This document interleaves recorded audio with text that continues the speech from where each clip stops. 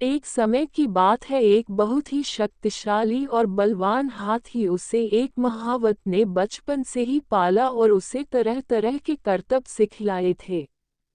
महावत प्रतिदिन हाथी को बाजार ले जाता था। हाथी बाजार में करतब दिखलाता था जिसे देखकर लोग खुश होते और हाथी और महावत को पैसा देते थे। इसी पैसे को महावत एकत्र कर लेता था और उसी से उसकी रोजी रोटी का चलती थी।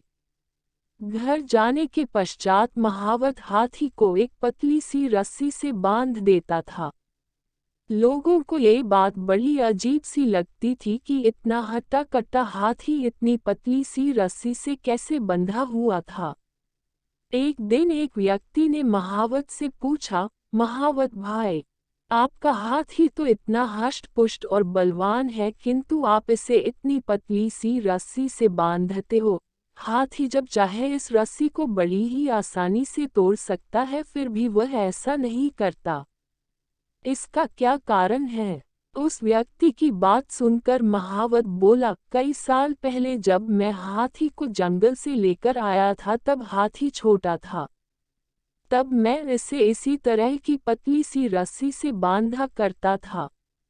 उस समय हाथी बहुत छोटा था, उसने कई बार इस रस्सी को तोड़ने का प्रयास किया किंतु बचपन में वह इसे नहीं तोड़ सका। धीरे धीरे उसके मन में यह बात बैठ गई कि वह कभी भी इस रस्सी को नहीं तोड़ पाएगा।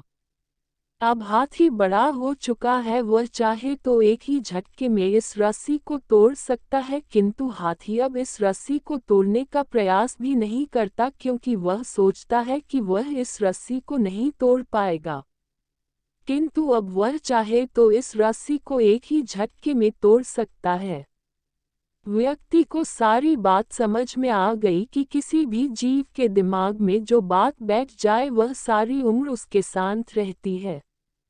शिक्षा। हाथी की कहानी से हमें शिक्षा मिलती है कि जो बात बचपन में हमारे दिलो दिमाग में बैठ जाती है वह सारी उम्र साथ रहती है।